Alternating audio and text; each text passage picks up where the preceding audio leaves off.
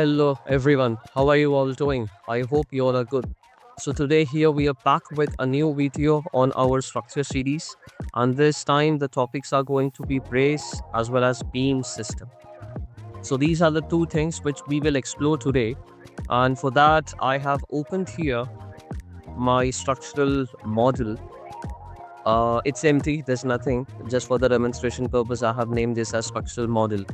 So what I want to show you is this is the elevation. First, what we will do, we will model some structural columns, and these are the columns which we will model it here, as well as will model it here.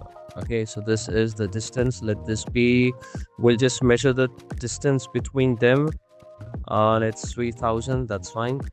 All right. So when we go in plan view, you can see here that there is a column and these columns are going down.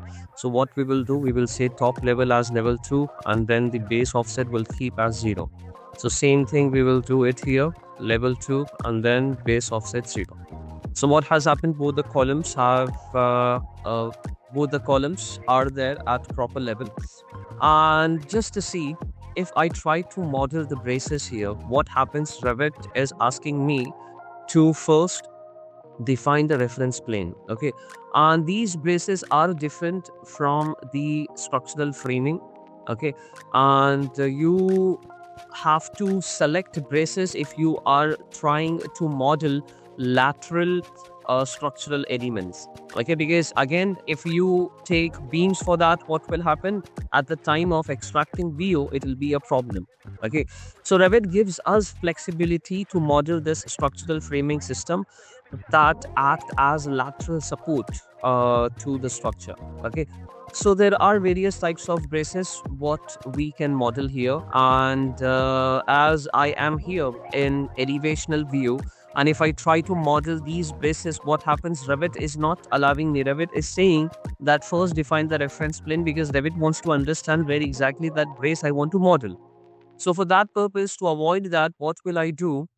I will model some grids here. Okay, so this grid I will take right from this center point of the column, and I will model some other grids as well here.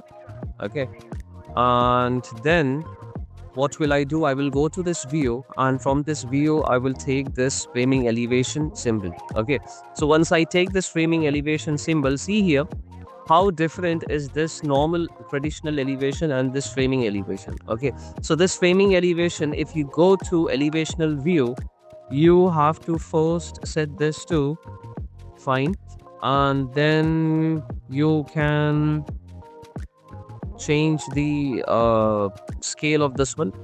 And what you see here is that there are columns, and these columns are looking similar as they are there in this other elevational view.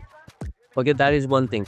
Second is, if I want to model braces here, now see what will happen. If I take braces, Revit doesn't ask me to define any reference plane, because Revit has understood that this is the grid. Okay, and based on this grid, we have taken this brace elevational view, and I can select my family here that I want to model. And once after doing that, what I can do, I can simply model it here. But before I do that, I will also model some beams here that will go right from the center of this one. And then when we see in elevational view, this is the bracing. We'll just extend this a bit here. Okay, and we'll bring this column down. What we will do is we will first measure what is the distance. This is how much? 500. So the top offset will give as 510. Okay, and then here as well we will give minus 510. All right, so now this we will restrict here. This will restrict here, and this we will restrict here. Okay, so now here if you see in 3D, this is okay. Well, we'll change the section here to this one, and now it is fine. All right, okay. So we'll just take this on top a bit. We'll just measure the distance here, and the distance here is 52. So we'll come here and we'll say plus 52. Just give this formula and you will see that it has gone on top. Copy this and you do the same thing over here as well. Fine. So what we will do here is we will try to model the brace here. We'll take this one and then hollow section. Okay, so now I am starting from the center of this column and then I will model it here. Okay, so when I do that, I will change this to a bit smaller one. Okay, so now when I do that, what has happened is there is a column, I mean there is a brace that has come in. I can simply change the cutback to 0 so that it goes over there. I can stop this over there and I can stop this over here. Okay, and when we see in 3D, this is how it is coming in. This is how it is coming in. And what we can do is we will change this section to this one, and this is fine now. Okay, this is fine now. All right, so we'll just bring this down here and we will stop this here. Okay, but you see here, I mean you try to bring this down, but again there has to be a proper cut here as well as here. Okay, this doesn't look structurally sound because you have to give connection to it. All right, so now if I try to model the other brace, I will just select repeat brace, and same thing I will do. I will select the tab and then I will try to select the center of that one, and then I will stop it here somewhere. Okay, I will stop it here somewhere, and when I select this, I will change this one to UB305.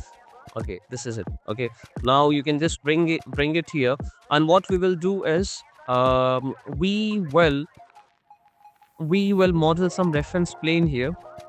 I have pressed RP. Let us press RP again, and then I can simply select this reference plane here. We'll bring this down. We'll bring this on top. I will press RP again, and then we will select this down here.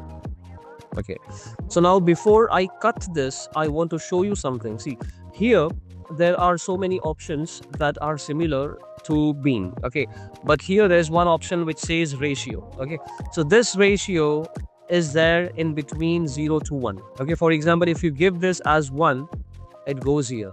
If you give this as 0, it touches both the corners. Okay, same thing goes for this one also. We'll set this to ratio and we'll give this as 1 and we'll give this as 0. Okay, so what happens in between 0 to 1, you can decide where this structural brace will end. Rest other things are same. The start attachment level is set to level 1 because this is starting from level 1.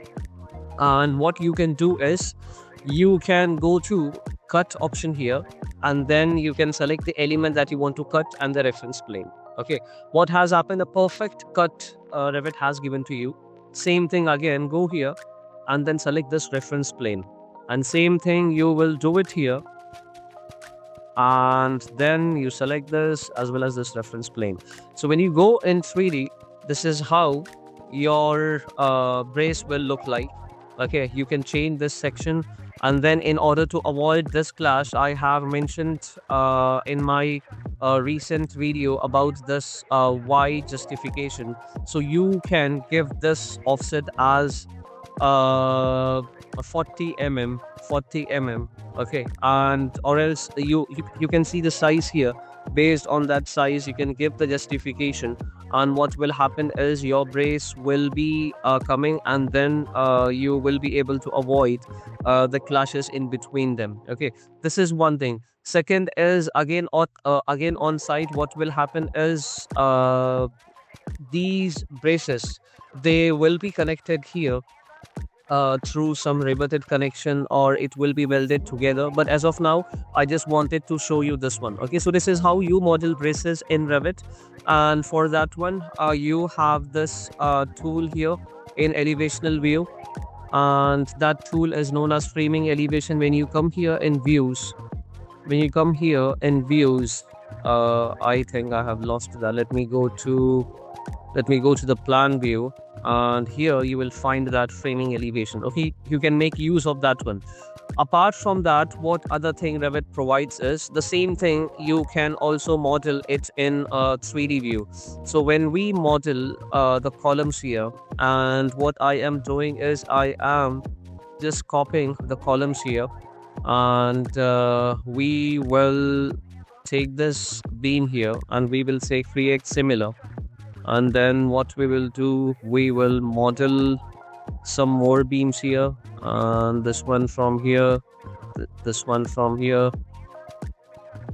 Okay, so when you do that, what happens is here as well, in 3D view you can model the braces. Okay, and you can select your structural elements from here, and then this is how you can model it. Okay, so when you model this again, these options you can make use of to move them up and down to avoid the clashes.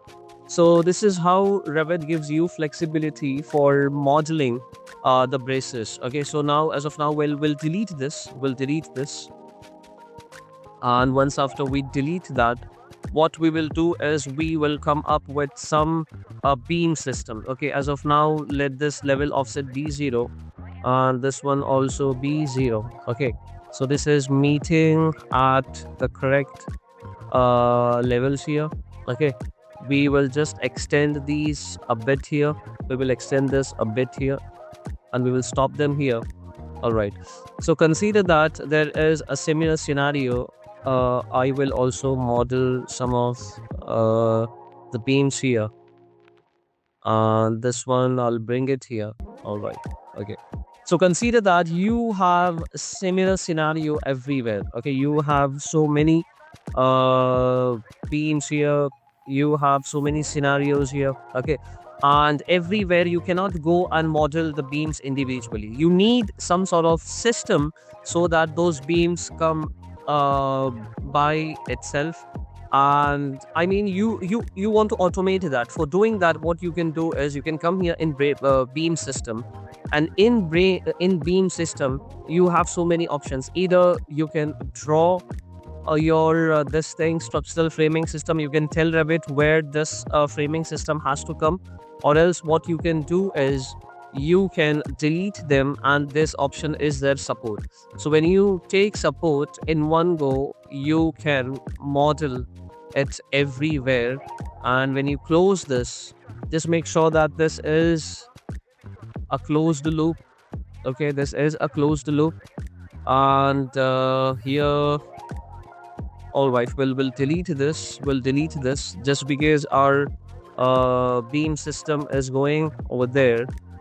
All right, so we'll delete this, and what we will do is, see, based on the beam system, what has happened in one go, there is a beam that has come in. Okay, so now if I want my beams to be placed in this manner, you can change the beam direction to this one, and then see what will happen.